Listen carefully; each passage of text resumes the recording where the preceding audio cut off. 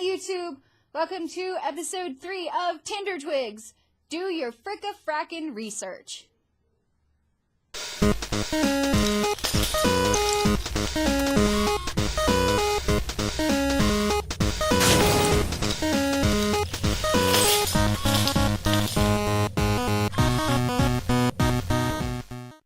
Guild mouse, you might say.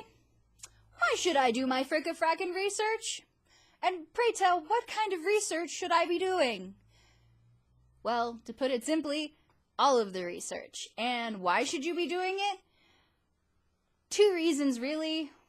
Authenticity and immersion.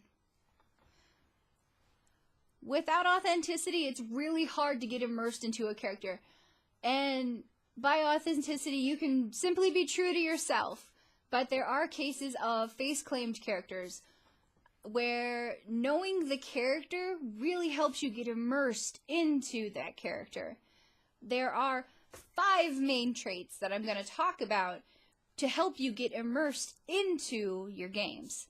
The first being mental, the second being physical, the third being culture, the fourth being setting, and the 5th being face claim, but I'm not going to do it in that order. What a face claim is, for example, say you want to play Merlin, and you have no idea where to start. Do you want to use King Arthur's Merlin? Do you want to use the historical text Merlin? Do you want to use the one from the Sword and the Stone? It all depends on which Merlin you grab, look into. Each Merlin has a completely different history set, most of which are completely out of the blue and you have no idea, but there are character traits, specific features, one of which being he's really smart. In the Sword of the Stone version, he's very into science and complements it with his magic. I'm not really familiar with the show Merlin, just I wasn't really interested in it, but I do know a lot about the Sword and the Stone because, hey, why not? So if you want to play a character specific a specific character like that, I'll even take it one step further.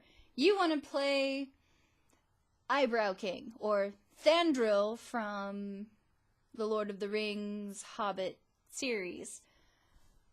Thandril is a high elf, blonde hair, snooty booty, knows his politics, knows his business, knows the laws. Has a distinct dislike for the short, stout mountain dwellers, and loves his son. Might be a bit stern about it, loves his son. So those are all things that you could research into. Falling into that, we'll go straight from face claim using Thandril into setting, understanding the history, the background, and the concepts of the world that you're playing in is really important when you're playing a face-claimed character, or when you're just playing your normal character, the one that you came up out of the blue by looking at the books going, this one!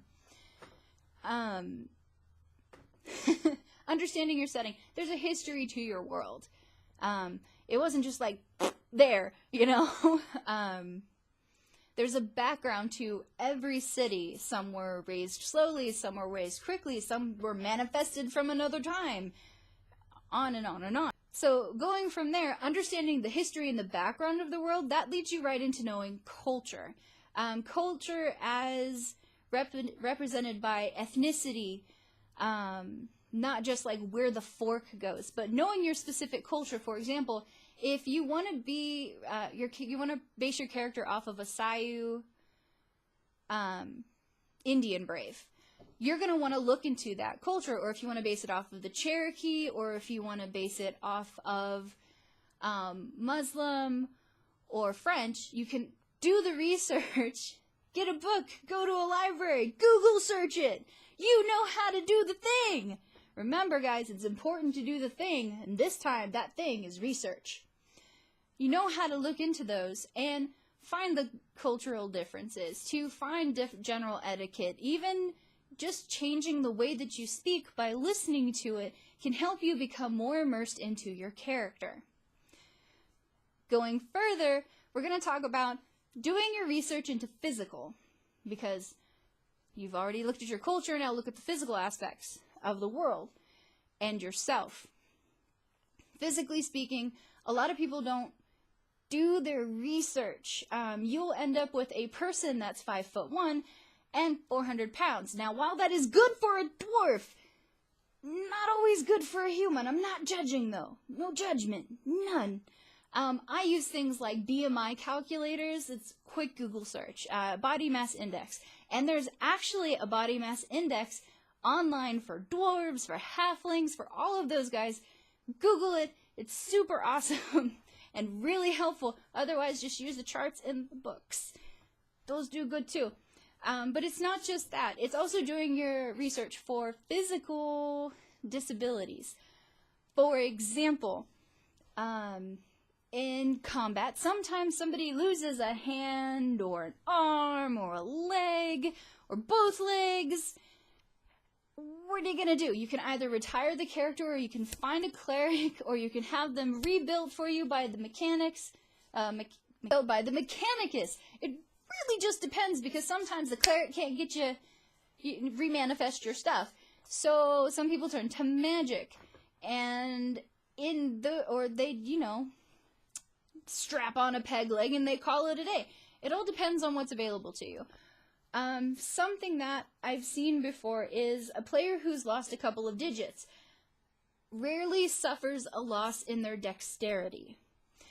Something that you can research is, for example, say you lost these 2 fingers out of your day. These 2 fingers, just those 2. You lost these 2 fingers out of your day. It's going to be harder, maybe, I do this a lot, I'm weird, to grab a pen. You're going to have, if you are, literate and capable of writing, you've got to learn how to re-grip a pen and to write and things like that. Some of you can use your toes. I'm down with that. Move your dex to your toes. Unlock a lock with your toes. I'm also down with that. There are things like phantom limb syndrome, where you still feel like your limb is there. You could do research on that. That's just one example of physical. You could lose an eye in game. It's all fun and games until you lose an eye. Well, that happens sometimes. You lose an eye in your game, your peripheral vision is thrown off, your perspective, your depth is thrown off, and you can do research based on that to help you immerse yourself fully into the game. So now that we've gone from physical, and I've kind of touched on a couple of things like phantom limb syndrome, where your arm or your hand or your eye's not there, but you still feel it there, we can go on to mental. I did this backwards. Aren't you guys proud of me? With mental, I have run into several cases where I have met players who want to try something a little different than making an advanced character in the sense of class and race. They want to try something mental, and when they do that, sometimes they do their research. And the reason that I really want to stress to you that doing your research is important, especially for mental disorders or for mental disorders, is that there are a lot of people that can become very upset about your portrayal of things like this. And this also plays into the physical, to the culture, to maybe the setting. Being accurate brings authenticity, and that helps you immerse yourself more fully. Things such as depression, dissociative identity disorder, being bipolar, those are all real things that we are aware of as players, and they can happen and be incorporated into your characters. Now, the reason that I want to give you a warning about doing these is because in doing your research, you can get your hackles up about, well, that sounds like me, and that sounds like me. If at any point in time you think as a player that sounds like you, go talk to somebody. Go communicate with somebody. Go talk to your parents, your loved ones. Go find a friend. Heck, even a stranger on a bench, and see if they've got an opinion, because everybody's got an opinion. But talk to somebody. Understanding things like, we'll pick an easy one that's not actually easy, is dissociative identity disorder. In the past, that was known as multiple personality, And I have only ever seen a player pull this off well as a character after doing extensive research. And after her research, what she found was that in the case studies that she read, available through libraries and Google searches, and if you're still in school, you can use your library to find those, that a majority of personalities had no recollection of each other. They didn't have the same backstory, they didn't know each other, they had completely different skill sets. And so she utilized that and wrote two completely different character sheets and devised a trigger. A trigger, in this case, is defined as something to make the switch happen. So I believe it was a ringing bell. It's been a long time. That ringing bell, whenever she would hear it, she would go from character A to character B, and she would only play character B until she heard another bell, and then would switch character B back to character A. And that was the only time that I saw this successfully done, because the player was experienced enough and was well researched enough to pull this off. I encourage you, after some practice and learning the rules and getting everything set, that you give one of those a try. Just give it a go. See what you can handle. I'm all about pushing the limits well within, pushing the limits well within the range of the rules. I cannot stress enough that with any of these things, mental, physical, culture, setting, face claim, if you are uncomfortable, or if another person expresses discomfort to you, be sympathetic towards them. Listen to them. Don't just go, it's my character, I'll do what I want. Yes, this is your character. However, in not doing your research, if you choose to do your research and you do this anyways, you may cause in-party fighting, or worse, fighting outside of game, and that can make things not fun, and so on and so forth. So, to recap, doing your research on mental, physical, ethnicity, setting, and the character you're playing, if you're in fact doing a face claim, brings you authenticity into your game and allows you to immerse yourself more deeply into it.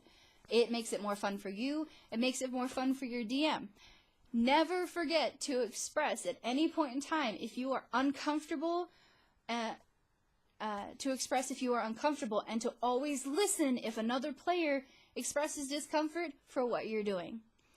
And always make sure to keep your DM in the loop, because, guys, you have no idea how many times a DM is just blindsided by sour feelings because no one was communicating cleanly. So, that was a pretty heavy subject, and I'm going to continue that next time. Episode 4 of Tinder Twigs, we're going to be dealing with touchy subjects. And I'm going to tell you now that it's going to be interesting. So, I hope you guys enjoyed this video. I'd love to hear what you think about this in the doobly-doo. And so hit me up. I'm having a lot of fun doing Tinder Twigs, and I hope you guys are enjoying it. So, have a pleasant week. Keep those ideas brewing. And remember, do your Frika Frakken research! Bye!